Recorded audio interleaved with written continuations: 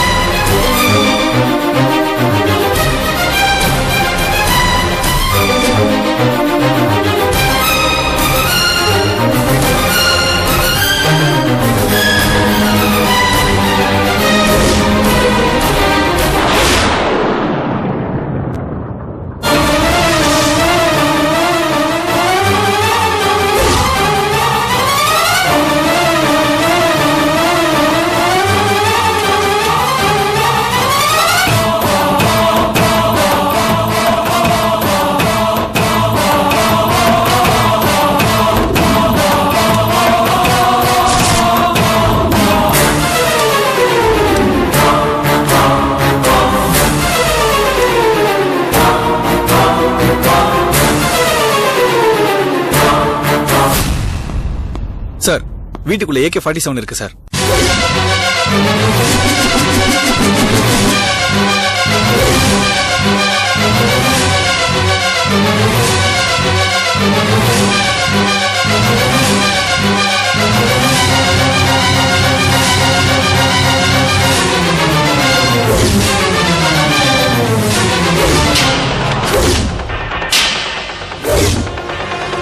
கோணி பையில இருந்தது சார். ஓகே, சொல்லுங்க, இதுக்கு என்ன சொல்றீங்க?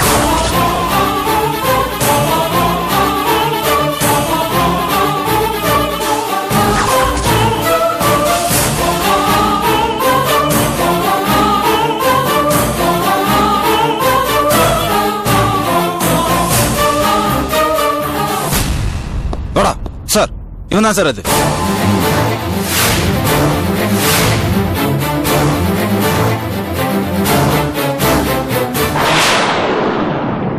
அந்த போட்டோல இருந்தானே அவன் தான் சார் இவன். சார், இவன் யாரு சார்? ஹலோ, அத நான் உங்களை கேட்க வேண்டிய கேள்வி.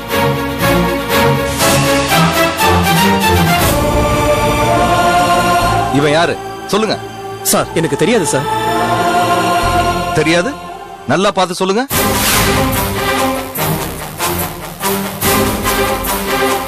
கான்ஸ்டபிள் சார், அந்த போட்டோவை கொடுங்க. இந்தாங்க சார். இது யாருன்னு உங்களுக்கு தெரியாது? என்ன சார், தெரியாதா?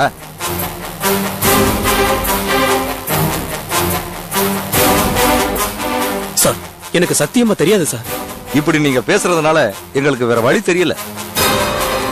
Constable sir, arrest.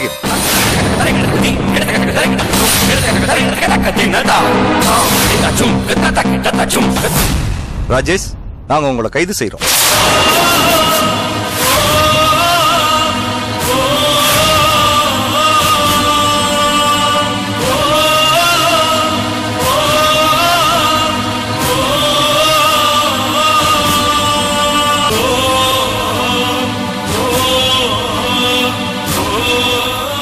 சார், இது என்ன சார் விளையாட்டு?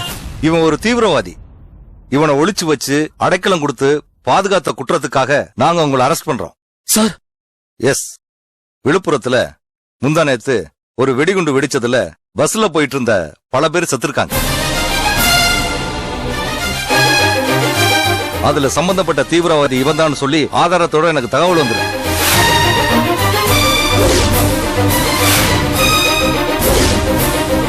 சொல்லுங்க சார், ஏன் அமைதி ஆயிட்டீங்க? நம்ம டிபார்ட்மெண்ட்டை சேர்ந்த யாரோ ஒருத்தர் தான் ஒளிச்சு வச்சிருக்காங்கன்னு தகவல் கிடைச்சது. யாருன்னு என்கொயரி பண்ணும் போது அதிகாரப்பூர்வமா உங்க பேர் தான் அடிபட்டுச்சு.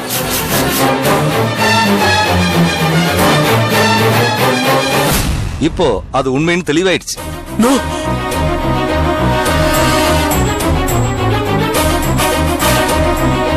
நீங்க என்னதான் டிராமா போட்டாலும் இதுக்கு மேல நீங்க தப்பிக்க முடியாது இன்ஸ்பெக்டர்.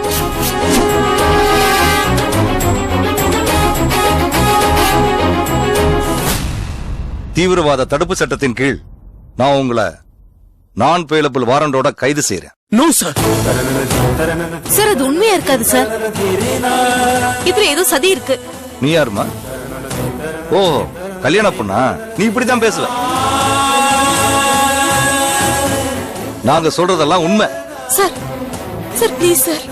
இதுக்கு மேல யார் பேசினாலும் நாங்க அவங்களையும் சேர்த்து அரெஸ்ட் பண்ண வேண்டியிருக்கும்.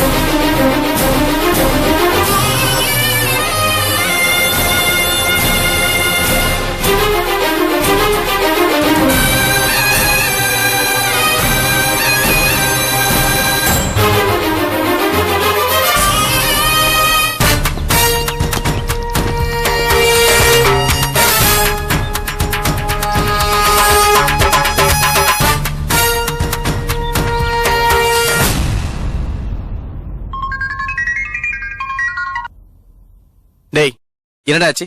ராஜேஷ் காலி தானே? இல்ல பாஸ், இங்க ஒரு பெரிய குழப்பம் நடந்துச்சு பாஸ். அவரை போலீஸ்காரங்க அரெஸ்ட் பண்ணிட்டாங்க பாஸ். ஐஜி எல்லாம் கூட வந்திருக்காங்க. என்னது? ஆமா பாஸ். ஐஜில வந்திருக்காங்களா? என்னடா சொல்ற?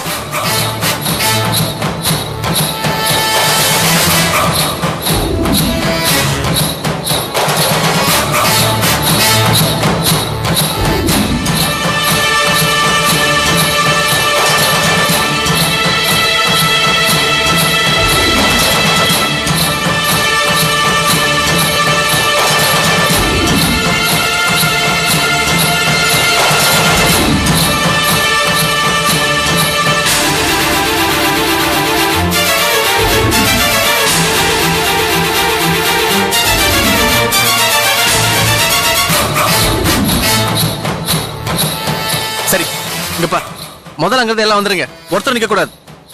Okay pass. பாஸ் நாங்க வேணா. முதல்ல அங்கிருந்து வாங்கடா, அப்புறம் பேசிக்கலாம். Okay boss. ஏய் வண்டி எடுடா.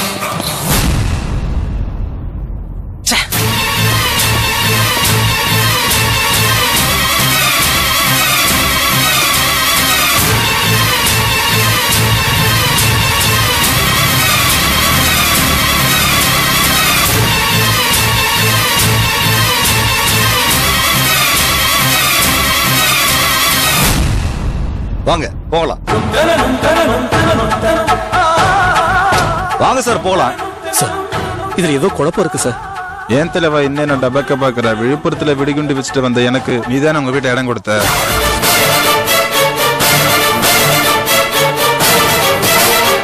நிச்சயம் வரைக்கும் அட்ஜஸ்ட் பண்ணிக்க, அதுக்கப்புறம் ஆந்திரால கொண்டு போய் சேஃபா விட்டுறேன் நீதானே சொன்ன. நீ சொல்லி தானே பூக்கொடைக்குள்ள குண்டு பதுக்கி வச்சேன். You rascal.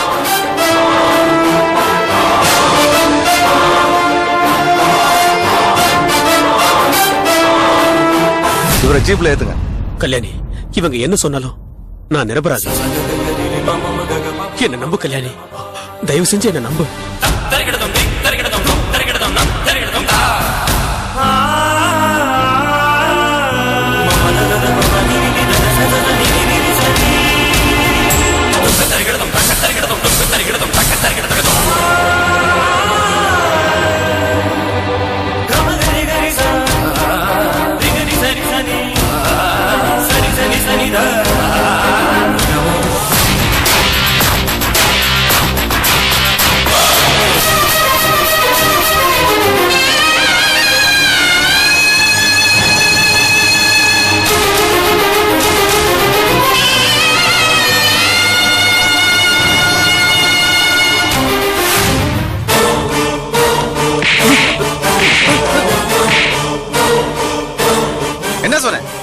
என்ன சொன்னேன்?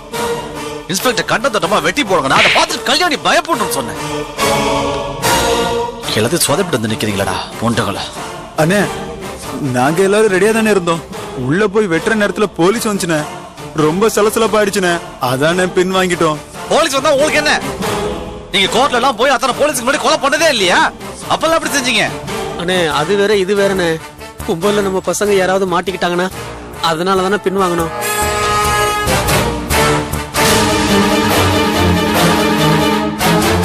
அண்ணே எப்படி கல்யாணிக்கு மேரேஜ் ஆகாதானே? சும்மாறா. அவன் ஜெயிலுக்கு போனா ஆயுசுக்கு வெளியே வரவே மாட்டானா? அவன் ஒரு போலீஸ்காரன், அதை மறந்துட்டு பேசிட்டு இருக்க. நாளைக்கே ஜாமீன்ல வெளியே வந்தான்னா அந்த கல்யாணி நினைச்ச மாதிரி அவனுக்கும் கல்யாணிக்கும் மேரேஜ் நடக்கும். மறுபடியும் நாம மண்ண கவ வேண்டியதுதான். இல்லண்ணே, நீ நினைக்கிறது தப்பு.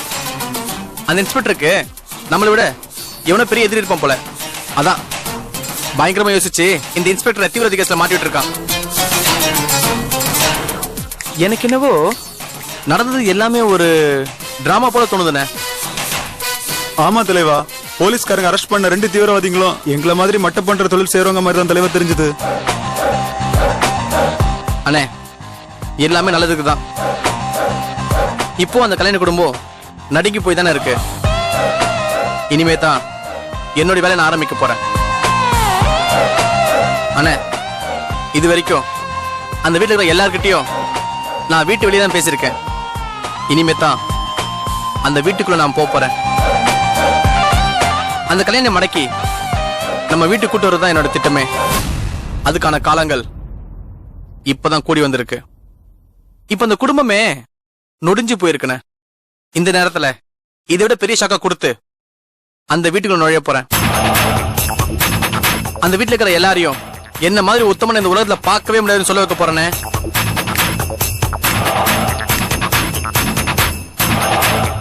அப்புறம் பாருண்ணே, நீங்க நினைச்ச மாதிரி எல்லாமே நடக்கும். இது நம்ம அப்பா மேல சத்தியம்.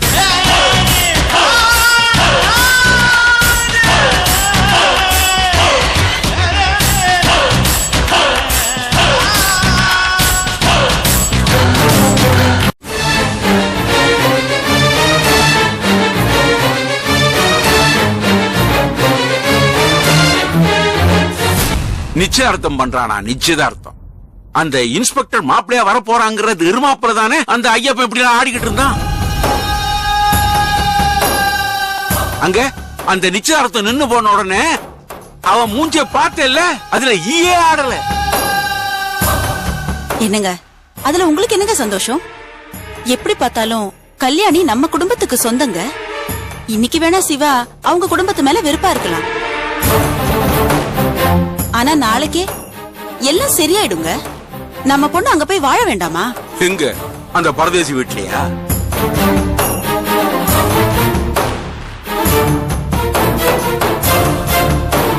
என்னப்பா சிவா, உங்க அத்தை சொல்ற மாதிரி நீ உன் வீட்டுல போய் செட்டில் ஆக போறியா? ஐயோ மாமா, அப்படியெல்லாம் எந்த கன்றாவி எண்ணமும் இல்ல மாமா.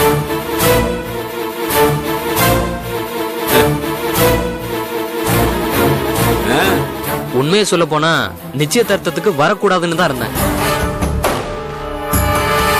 ஆனா நீங்க தான் ஒத்துக்கல. உங்க மரியாதைக்காக தான் நான் அங்க வந்தேன். ஏங்க இப்படி இருக்கீங்க? கல்யாணி உங்க அக்கா தானே. உங்களுக்கு அவங்க படுற கஷ்டத்தை பார்த்தா கொஞ்சம் கூட இறக்கமே இல்லையா? இல்ல பவித்ரா, அந்த குடும்பம் எக்கேடு கெட்டாலும் நான் வருத்தப்பட மாட்டேன். அப்படிலாம் சொல்லாதப்பா. கூட பிறந்த பொறப்புதான் கடைசி வரைக்கும் வரும். அத்தை, தயவு செஞ்சு அவங்கள பத்தி என்கிட்ட பேசாதீங்க. எனக்கு அவங்க தேவையே இல்லை, அவ்வளவுதான். சபாஷ், அப்படி சொல்லுங்க மாப்பிள்ள.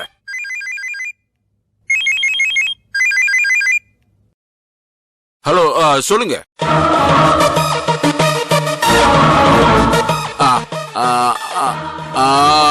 ஒரு நிமிஷம் மாப்பிள்ள.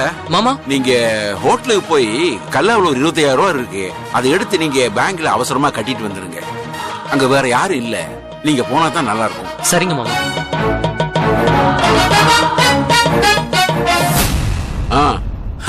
நான் இப்ப ரொம்ப சந்தோஷமா இருக்கேன்.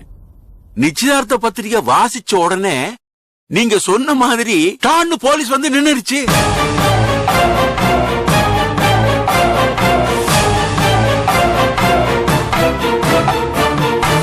தம்பி, அந்த இன்ஸ்பெக்டர் எவ்வளவோ கெஞ்சி பார்த்தான், ஆனா வந்த போலீஸ் விடலையே. கையில விலங்கு மாட்டிட்டாங்கல்ல.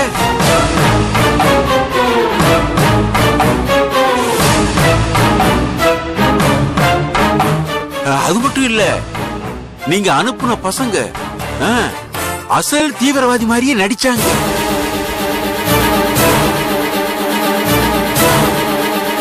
அத பார்த்து அந்த இன்ஸ்பெக்டர் ஆடி போயிட்டான்ல. தம்பி, நீங்க சொன்ன மாதிரியே செஞ்சு அந்த இன்ஸ்பெக்டரை தூக்கி உள்ள வச்சிட்டீங்க. இனி அவனால் வெளியே வரவே முடியாது.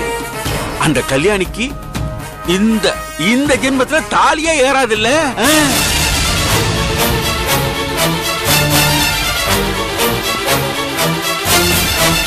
கருதம்பி, நான் நேர்ல வர்றேன். உங்ககிட்ட இன்னும் நிறைய விஷயங்கள் பேச வேண்டி இருக்கு. சரி, வச்சிடுறேன். அப்பா நீங்க பேசுனதுல உண்மையா? நீங்க தான் அந்த இன்ஸ்பெக்டரை அரெஸ்ட் பண்ண வச்சீங்களா? ஆமா, இதுல என்ன சந்தேகம்? அவனோட கொட்டத்தையும் அந்த கல்யாணியோட ஆட்டத்தையும் அடக்கிட்டேன்ல. அப்பா இது உங்களுக்கே நல்லா இருக்கா? ஏன் இப்படி பண்றீங்க? உங்களுக்கு மனசாட்சியே இல்லையா? பணம் பணம் பணம் இத தவிர உங்களுக்கு வேற எதுவும் தெரியாதா? ஏன் இப்படி கல் நெஞ்சக்காரரா இருக்கீங்க? அந்த இன்ஸ்பெக்டர் கல்யாணம் பண்ணிக்கிட்டா உங்களால அந்த வீட்டை வாங்க முடியாது. அதனாலதானே அப்படி பண்ணீங்க. பரவாயில்லையே, உனக்கு கூட அறிவு இருக்கே. இது வெளியே தெரிஞ்சா நம்ம மானமே போயிடுங்க. என்னதான் இருந்தாலும் நாளைக்கு பவித்ரா வாழ வேண்டிய வீடுங்க அது. அது அவளோட குடும்பங்க. எப்படிங்க உங்களால அது முடியுது? அம்மா அவர்கிட்ட பேசி யூஸே இல்லம்மா. மண்டபத்துல கல்யாணிக்கு எவ்வளவு அசிங்கமா போச்சு தெரியுமா? எப்படி எல்லாம் அழுதாங்க தெரியுமா? பாவம் மாமா துடிச்சு போயிட்டாரு. அந்த குடும்பத்தோட சாபம் உங்களை சும்மா விடாதுப்பா. பவித்ரா, எல்லாத்தையும் நிறுத்து. நான் என்ன செஞ்சாலும் அதுக்கு ஒரு காரணம் இருக்கு. எல்லாம் உன் நன்மைக்கா தாண்டி செய்யறேன். சரி, அதை விடு. நான் கொஞ்சம் வெளியே போயிட்டு வந்துடுறேன். எந்த காரணத்தை கொண்டும் இந்த விஷயம் சிவாவுக்கு தெரியக்கூடாது. தெரியுதா?